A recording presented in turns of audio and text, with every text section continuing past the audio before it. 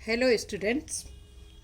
आज का जो हमारा टॉपिक है वो मैं आप लोगों को पढ़ा रही हूँ, diagrammatic and graphical presentation of data.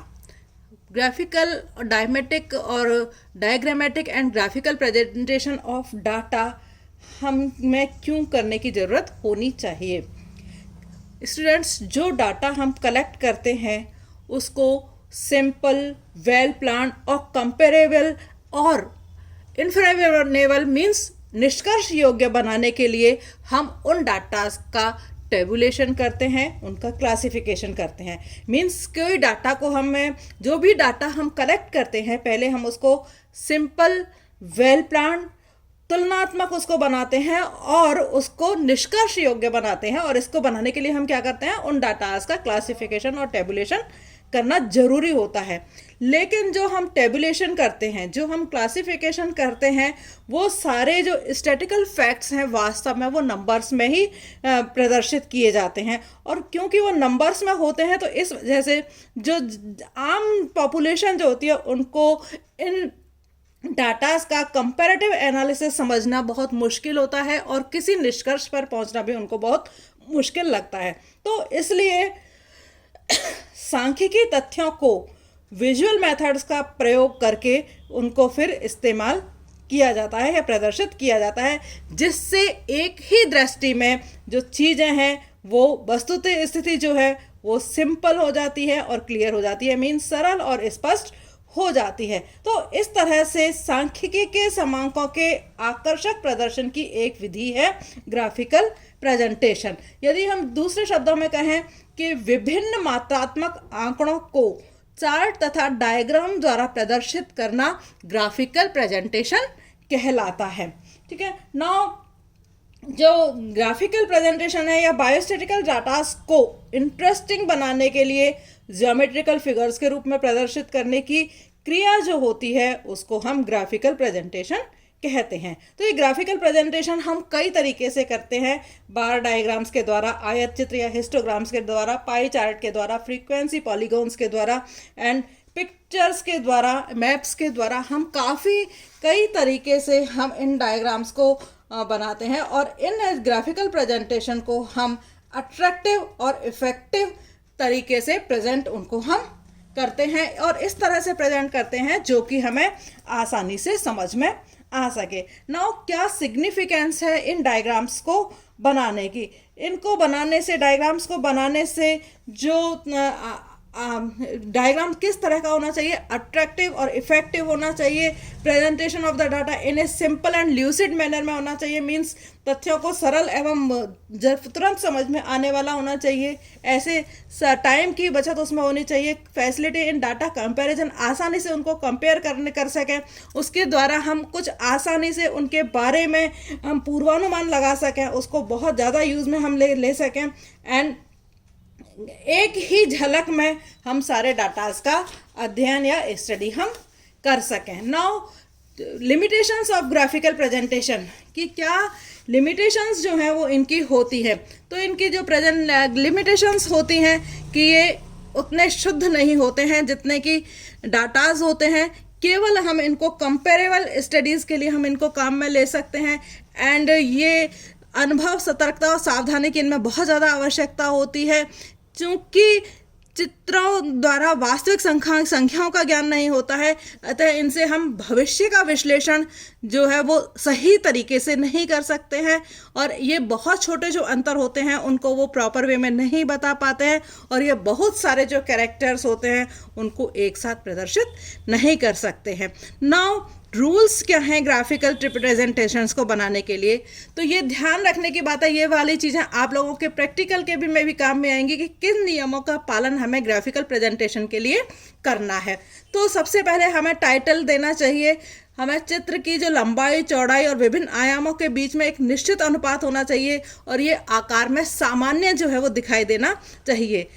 Scale हमें इसमें लेना जरूरी होता है, तो स्केल जो लेना है वो सिंपल वे में उसको हमें लेना चाहिए और उसको एक निश्चित जगह पर हमें लिखना भी चाहिए।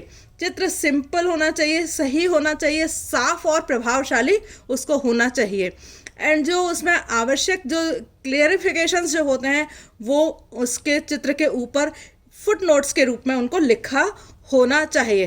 चित्र में यदि जरूरत हो तो उनको चिन्हों के रंग सहायता से या रंगों की सहायता से उनको संकेत उनके देने चाहिए उनको, और उन संकेतों का प्रेजेंटेशन जो है राइट साइड कॉर्नर में उनको करना चाहिए, और उचित प्रकार के चित्रों का चुनाव जो है हमें बनाते हुए करना चाहिए। नाउ टाइप्स ऑफ डायग्राम, जो डायग्राम्स है वो हमें कितनी तरह के हो सकते हैं, तो वन डायमेंशनल डायग्राम, एक दिशीय डायग्राम, वन डायमेंशनल डायग्राम, दूसरा two dimensional diagram,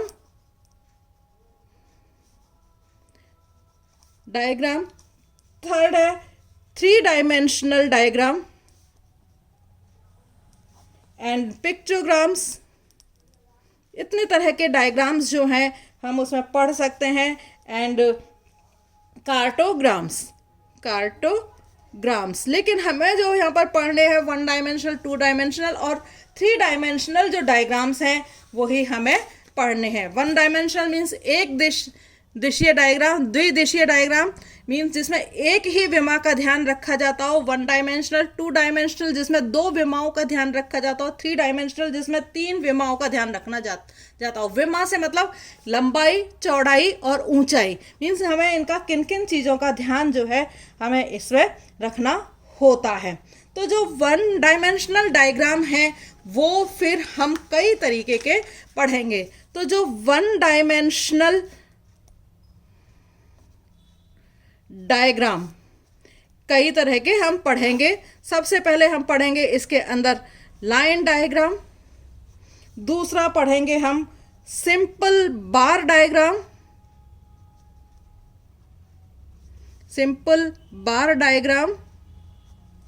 one dimensional diagram जो है वो सिंपल बार डायग्राम, लाइन डायग्राम और बार डायग्राम की तरह से हो सकते हैं। और वन डायमेंशनल, इसके अलावा जो वन डायमेंशनल डायग्राम में जो बार डायग्राम्स बनते हैं वो कई तरह के बनते हैं। मल्टीपल बार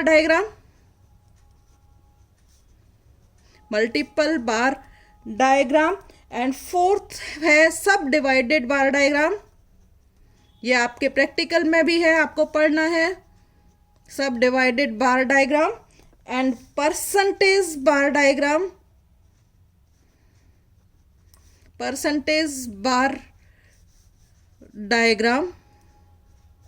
एंड 6 जो हम पढ़ेंगे ड्यू डायरेक्शनल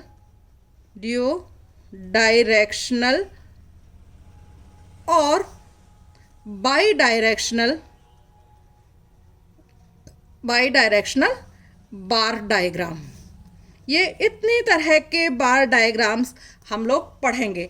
सबसे पहले मैं आप लोगों को बता रही हूँ लाइन डायग्राम जो है वो ये जो इंडिविजुअल सीरीज होती है उसके अंदर लाइन डायग्राम्स जो हैं वो काम में आते हैं। इंडिविजुअल सीरीज में क्या बनाएंगे हम, लाइन डायग्राम जो है वो बनाए जाते हैं। लाइन डायग्राम से मतलब ये है कि हमें हर एक जो डाटा है उसके लिए हमें हर एक की वैल्यू अलग जो है इसमें दिखाई देती है। तो मदों की संख्या अधिक होने पर रेखा चित्रों का प्रयोग किया जाता है और प्रत्येक मद के मूल्य को समान दूरी पर खड़ी रेखा के द्वारा दिखाया जाता है। फॉर एग्जाम्पल, एक क्लास है जिसमें जो स्टूडेंट्स का जो लंबाई है, लेंथ ऑफ स्टूडेंट्स वो कितनी है, सपोज 150, 155, 155, 160, 160, 165, 168, 170, ठीक है, 175, 180 है। सपोज अपने पास में ये क्या है, नंबर ऑफ स्टूडेंट्स की लंबाई है।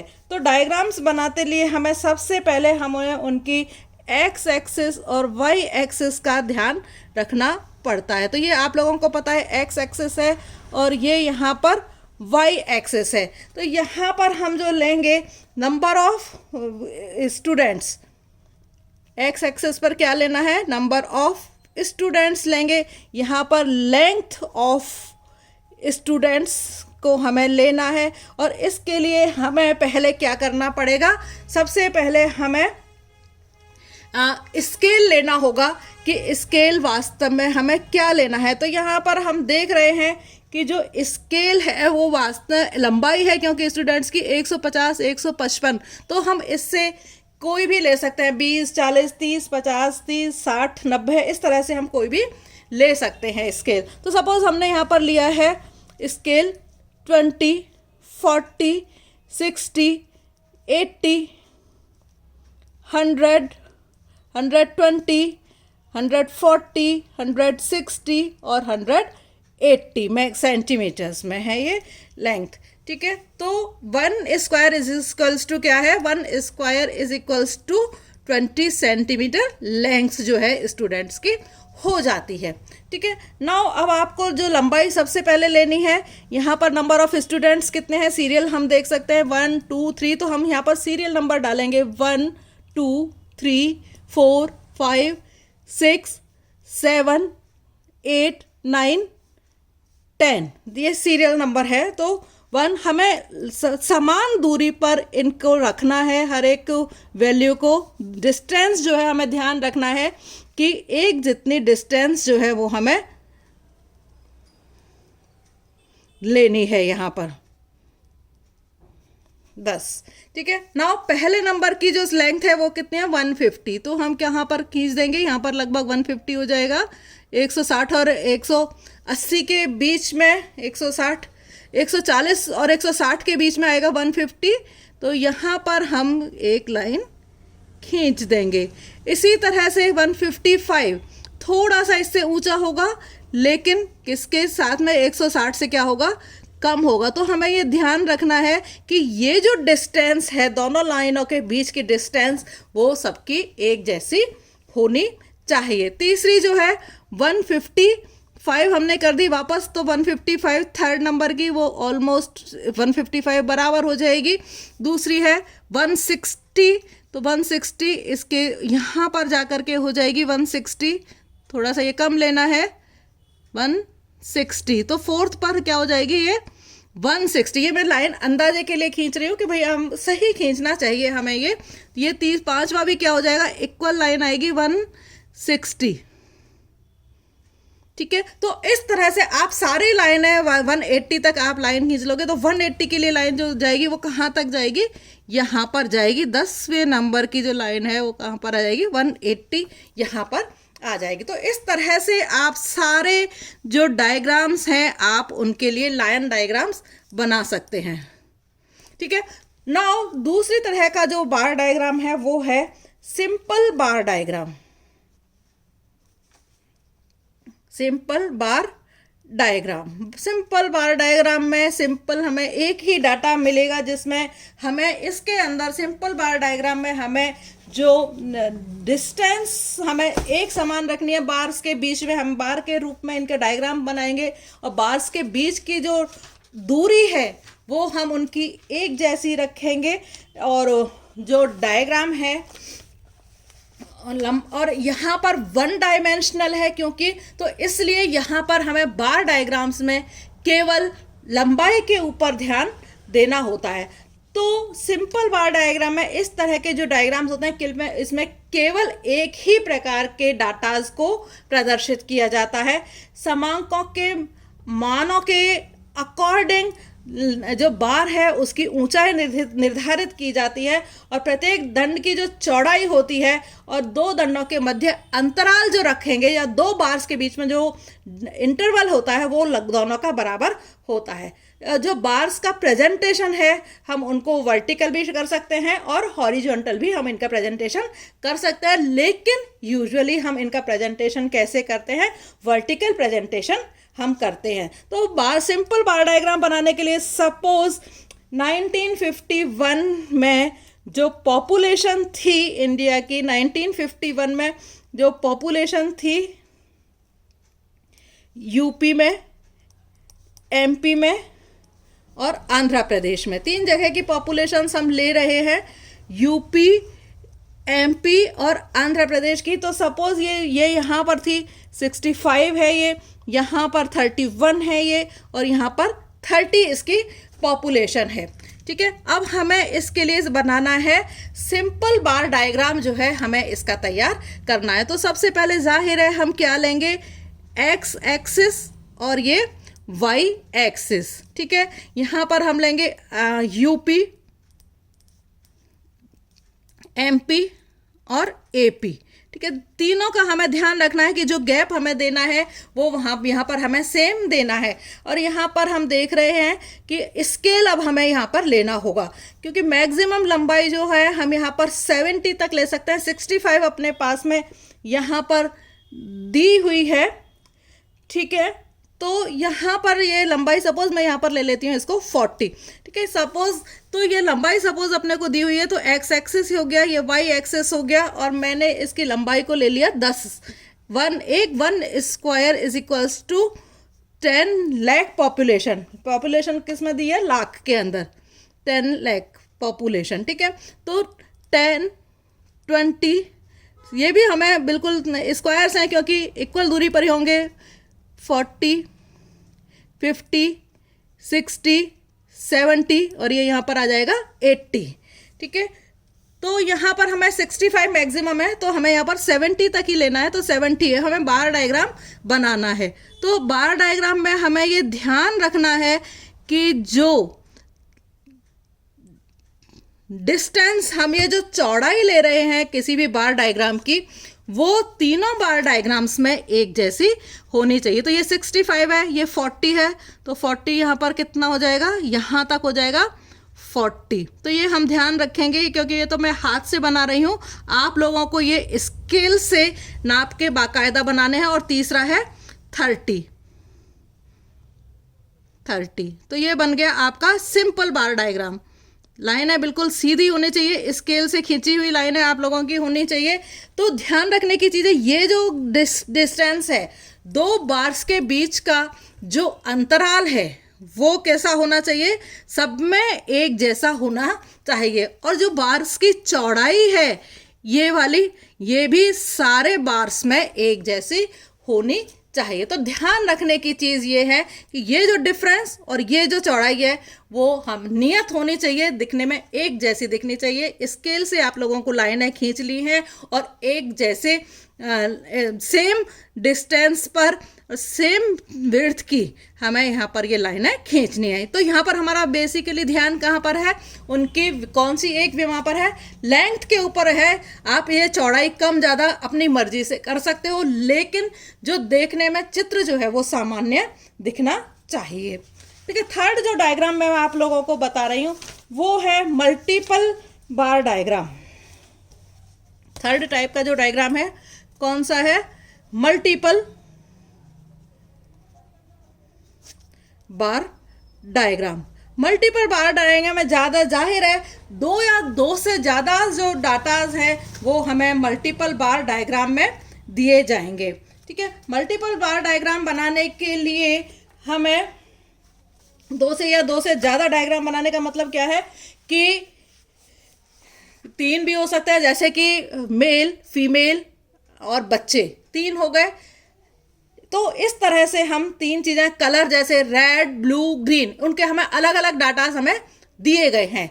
ठीक है, जैसे ही एक स्कूल में first year, second year, third year, ये 3 डाटास जो हमें इस तरह से दिए गए हैं, तो 3 से ज़्यादा भी हो सकते हैं। तो इस तरह से हम मल्टीपल डाटास लेते हैं। तो इस तरह के जो बार डायग्राम्स जो हम बनाते हैं उनका हम कंपैरेटिव स्टडी करने के लिए हम इनको काम में लेते हैं। ठीक है, इसके अलावा हमें ये जो मल्टीपल बार डायग्राम बनाते हैं, हम एक ही सन में या एक ही चीज़ को कंपैरिजन करने के लिए इनको हम मल्टीपल बार डायग्राम्स को एक दूसरे से टच करते हुए हम उनको डायग्राम बनाते हैं। तो इन डायग्राम्स को टच करते हुए क्योंकि बना रहे हैं, एक साथ बन रहे हैं, तो या तो हमें यहाँ पर इनके संकेत देने होंगे या फिर हमें उनको अलग अलग रंगों से प्रदर्शित करना होगा, जिससे कि हम उनका आसानी से तुलनात्मक अध्ययन जो है हम उनका कर सकें। ठीक है, for example multiple bar diagram के लिए हमें जो डाटाज जो दिए गए हैं मल्टीपल बार डायग्राम के लिए मैं आपको बता रही हूँ।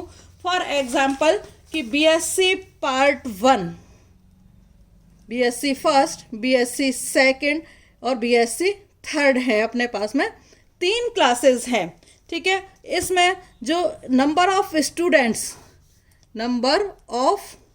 स्टूडेंट्स जो बीएससी पार्ट 1 में है, गर्ल्स बॉयज़, और 2 ही हम यहाँ पर ले रहे हैं, गर्ल्स एंड बॉयज़। यहाँ हो जाएगा टोटल, लेकिन हमें यहाँ पर ज़रूरत नहीं है। सपोज बीएससी पार्ट 1 में 25 बच्चे हैं, यहाँ पर 20 लड़कियाँ हैं। बीएससी पार्ट 2 में 20 बच्चे हैं, 15 गर्ल्स हैं। ये 15 लड़के हैं और यहाँ पर 15 लड़कियाँ हैं, ठीक है। यहाँ पर हमें डायग्राम मल्टीपल जो दिया गया है कि 3 क्लास हैं, पार्ट 1 पार्ट 2, जिसमें नंबर ऑफ स्टूडेंट्स जो दे रखे हैं वो बॉयज़ और गर्ल्स बता रखे हैं एक कोएड कॉलेज के अंदर। तो आपको मल्टीपल बार डायग्राम जो बनाना है, इसमें ध्यान रखना है, सीधी लाइनें खींचनी है, एक्स एक्सेस और वाई एक्सेस बताना है, यहाँ पर नंबर ऑफ स्टूडेंट्स लिखना है, और यहाँ पर क्लास लिखना है, बीएससी फर्स्ट, सेकंड, थोड़ा सा दूर बनाना पड़ेगा, और थर्ड, ठीक है। यहाँ पर आप लोगों को स्केल नंबर ऑफ स्टूडेंट्स हो जाएंगे, तो हम इनको यहाँ पर, क्योंकि मैक्सिमम बच्चे 25 ही हैं, तो इनको हम 5 के मल्टीपल में इनको हम ले सकते हैं। तो मीन्स 1 स्क्वायर बराबर 1 square is equals to 5 students. तो 1, 2, 5, 10, 15, 20 और 25 स्टूडेंट्स ये हो गए। अब हमें बनाना है मल्टीपल डायग्राम। तो बीएससी पार्ट 1 में लड़के कितने हैं? 25। हमें एक ही क्लास में बताना है कि लड़के कितने हैं और लड़कियां कितने हैं। तो बीएससी पार्ट 1 में जो बच्चे लड़के हैं वो हैं 25। तो हमें ये ध्यान रखना है कि जो बार डायग्राम्स बना रहे हैं वो हमें इक्वल, जो विड्थ है उसके इक्वल हमें बनाने हैं। दूसरे, लड़कियां कितनी हैं बीएससी पार्ट 1 में ही, तो ये क्लास है बीएससी पार्ट 1 में ही, लड़कियां कितनी हैं 25 और ये हो जाएंगी 20। तो ये आप एक आइज में ही देख करके बता सकते हो, ये बॉयज़ के लिए है और ये गर्ल्स के लिए है। यहाँ पर आप साइन भी दे सकते हो बॉयज़ के लिए, तो यहाँ पर आप स्क्वायर बना दोगे, यहाँ लिख दोगे बॉयज़, ठीक है। तो ये संकेत आप दे सकते हो बॉयज़ के लिए, गर्ल्स के लिए। नाउ दूसरा बीएससी पार्ट 2 है, इसमें यहाँ पर नंबर ऑफ स्टूडेंट्स बॉयज़ कितना है 20। तो ये आपने यहाँ तक 20 तक बार डायग्राम बना दिया, ठीक है। इसी तरह से स्टूडेंट्स लड़कियाँ कितनी है 15। इसी तरह से आप तीसरा डायग्राम, मल्टीपल बार डायग्राम जो है आप बना सकते हैं। तो इस तरह से मल्टीपल बार डायग्राम वास्तव में कंपैरिजन करने के लिए काम में आता है। नंबर ऑफ स्टूडेंट्स के लिए, पॉपुलेशन के लिए, मेल और फीमेल के लिए, हम किसी तरह का भी जो कंपैरिजन है वो इन डायग्राम्स के द्वारा हम कर सकते हैं, ठीक है। तीसरा, नेक्स्ट जो मैं डायग्राम बताऊंगी आप लोगों को, सब डिवाइडेड बार डायग्राम नेक्स्ट वीडियो में मैं आप लोगों को बताऊंगी। Thank you.